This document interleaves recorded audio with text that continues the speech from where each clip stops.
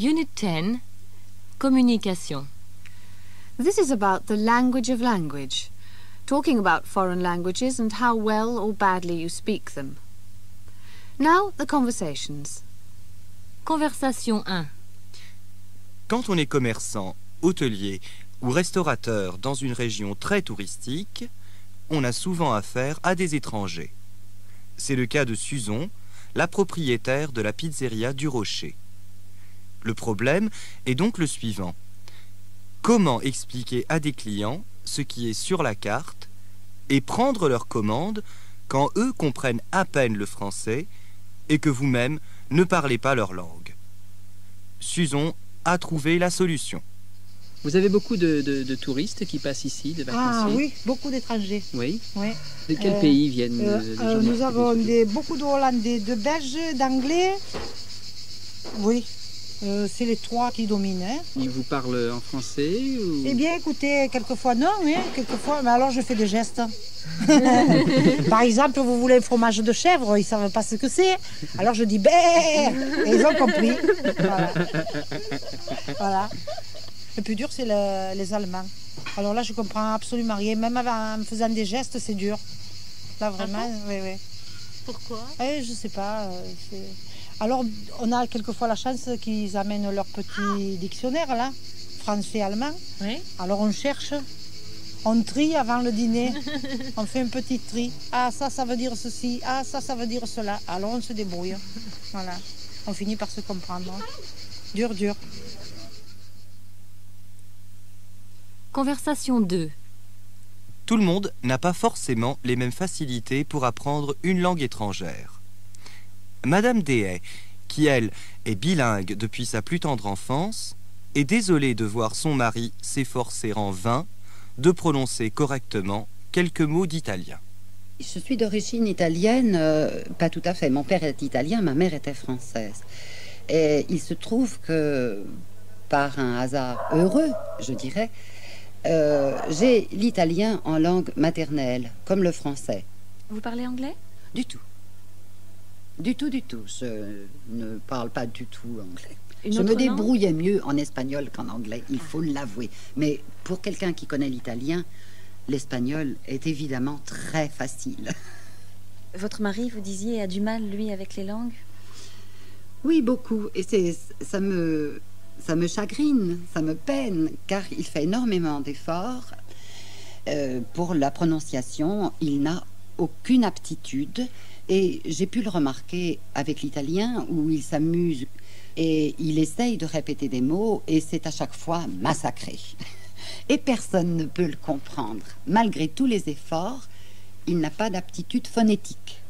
Et ça vous agace un petit peu? Non, ça me peine.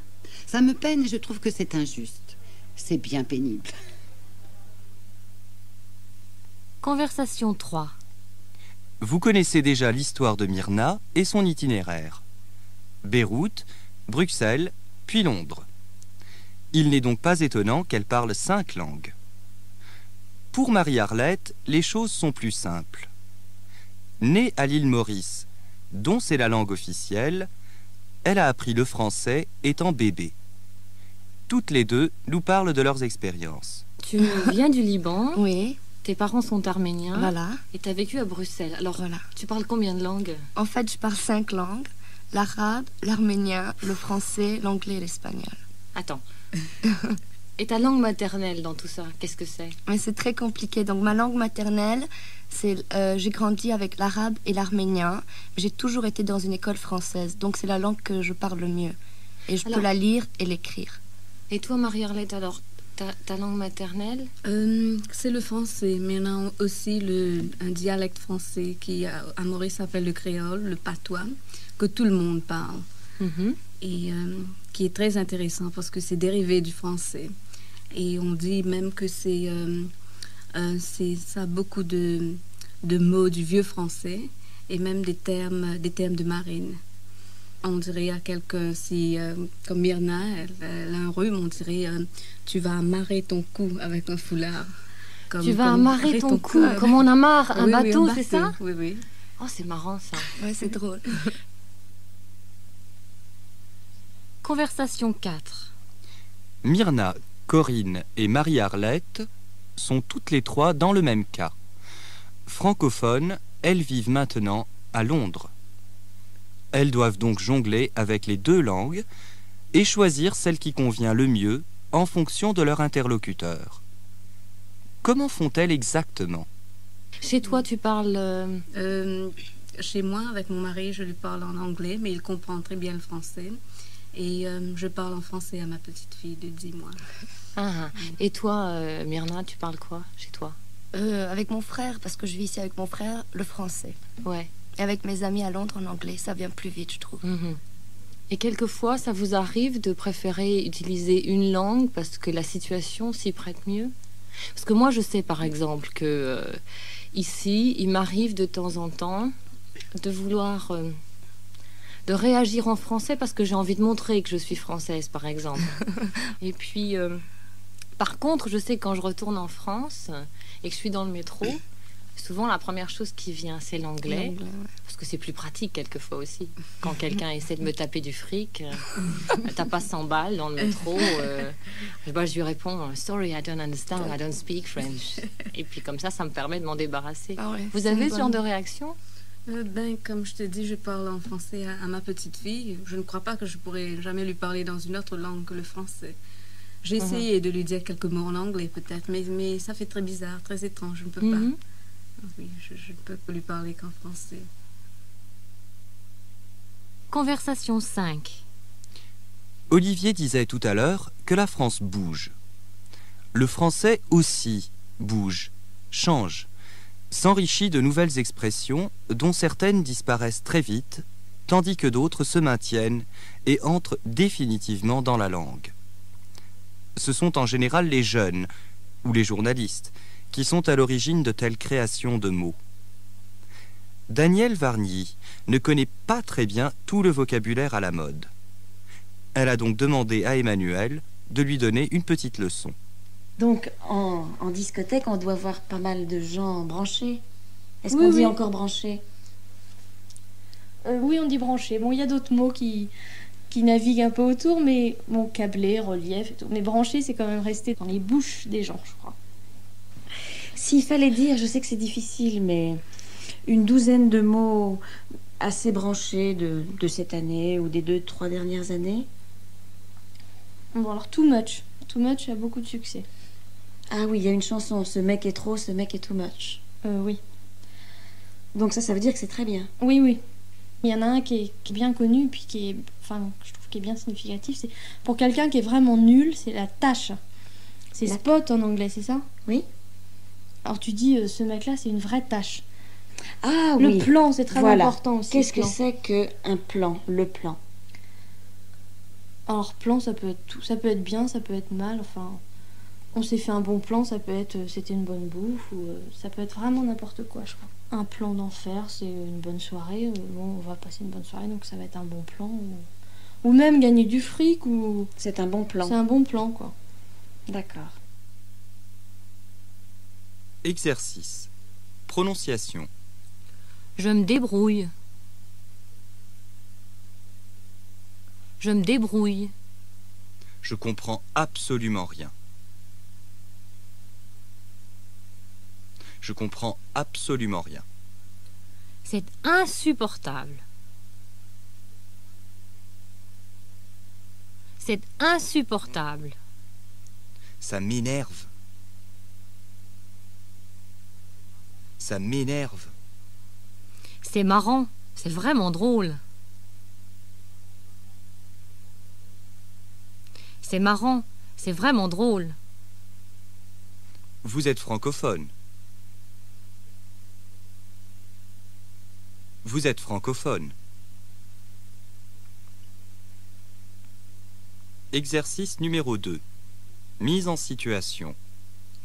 You're talking to a Frenchman on a train. He's enormously impressed with your French. Mais vous parlez très bien français. Vous trouvez que c'est une langue difficile? Say no, not too difficult. Non, pas trop difficile. Mais qu'est-ce que vous faites alors pour toujours vous faire comprendre aussi bien? You always take a little dictionary with you.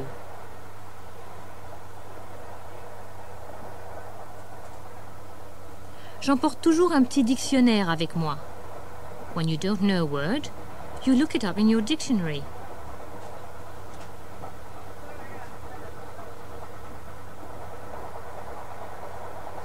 Quand je ne connais pas un mot, je le cherche dans mon dictionnaire. Ah, alors il suffit d'avoir un petit dictionnaire avec soi. Oh no, even with a dictionary you can't always find the right word.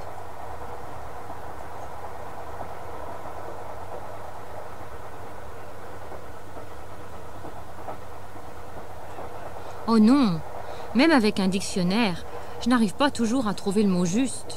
Et qu'est-ce que vous faites quand ça vous arrive? If people don't understand you at all, you make gestures.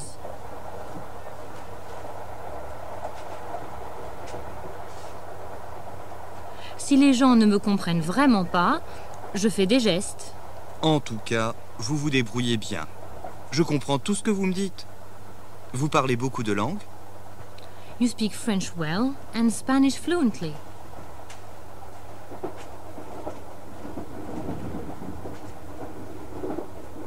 Je parle bien français et couramment espagnol. But when you try to speak German, no one understands you.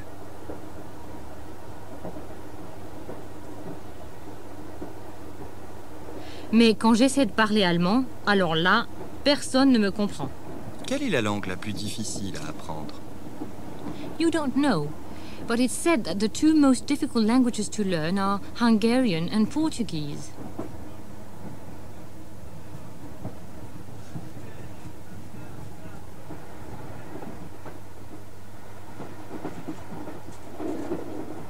Je ne sais pas, mais on dit que les deux langues les plus difficiles à apprendre sont le hongrois et le portugais. And Hungarian is so difficult that even the Portuguese can't speak it.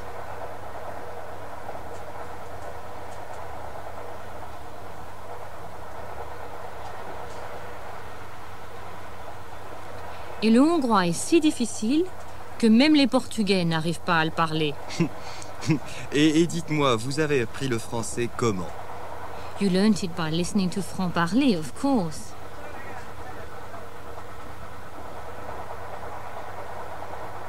Je l'ai appris en écoutant franc-parler, bien sûr. It's a fantastic course. C'est un cours formidable.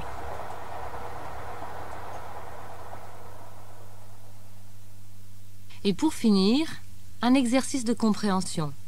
Le dernier. Listen to Lieutenant Colonel Jean Richard of the French Foreign Legion talking about the problems they have teaching French to their new recruits. 2 questions. How many words do they try to teach? Second, what reputation do the British Legionnaires have when off duty? Vous avez un grand nombre d'anglophones en ce moment dans vos rangs. Comment expliquez-vous cela? C'est vrai que nous avons beaucoup de British. Ça, c'est exact. On peut admettre que depuis 81, sur les 1500, 1700 jeunes gens qui sont admis à servir à la Légion étrangère, vous avez 15 à 20% d'anglophones. Alors, quand on dit anglophone, bien sûr, il y a quelques Canadiens parlant la langue anglaise, il y a quelques Américains d'un peu partout des États-Unis, et un nombre important de Britanniques. Oui, le chiffre de 1500 et 1700, c'est par an. C'est par an. Comment, alors, c'est tous ces anglophones qui arrivent ici, dans un pays francophone, dans la Légion étrangère où la langue officielle est le français, comment est-ce qu'ils se débrouillent? Il s'agit pour nous de leur apprendre des rudiments de la langue française. Et alors qu'ils sont en formation, et cette formation dure pendant 4 mois, nous avons un objectif. Cet objectif vise à leur faire apprendre 500 mots de la langue française, 500 mots du langage pratique, du langage courant. Alors, ça, c'est un objectif. En fait, ce serait trop beau, hein, nous n'obtenons pas 500 mots en 4 mois, mais la moyenne est satisfaisante puisqu'elle se situe aux environs de 300 mots. Et ça suffit pour se comprendre, pour qu'ils comprennent les ordres et qu'ils effectuent ce qu'on leur demande? Oui. Il faut finalement très peu de mots pour comprendre un langage militaire qui est un langage simple et à la portée de tout le monde. Mais que je vous précise tout de suite, le fait, puisque nous parlons de British, le fait d'enseigner la langue française aux Britanniques ne les empêche absolument pas de conserver leur comportement typiquement britannique. Et lorsqu'ils sont entre eux, et notamment en dégagement, croyez-moi, ils n'utilisent pas les 300 mots qu'ils ont appris, mais bel et bien leur langue maternelle, et c'est bien normal. Ils ont aussi un comportement un peu différent des autres, quelquefois lorsqu'ils sortent dans les bars des villes voisines, non? C'est certain. Les Britanniques, lorsqu'ils dégagent, comme on dit chez nous, lorsqu'en dehors du service, ils ont des heures de liberté, s'expriment parfois avec une certaine vigueur, mais il y a toujours dans les environs de ce dégagement un officier ou un sous-officier ou tout simplement un caporal ou un caporal-chef qui leur expliquera qu'on peut s'amuser sans trop, du moins sans s'exprimer avec trop de vigueur. Hein. And the answers. 500 words of practical language is what they aim to teach during a 4-month course. And the British volunteers, when not on duty, have a reputation for sometimes expressing themselves with a certain vigour in the local bars. Ils s'expriment parfois avec une certaine vigueur. Et j'imagine qu'ils ne s'expriment pas en français. Eh bien, j'espère que vous vous exprimerez avec une vigueur bien française la prochaine fois que vous irez dans un bar français. Voilà, c'est tout.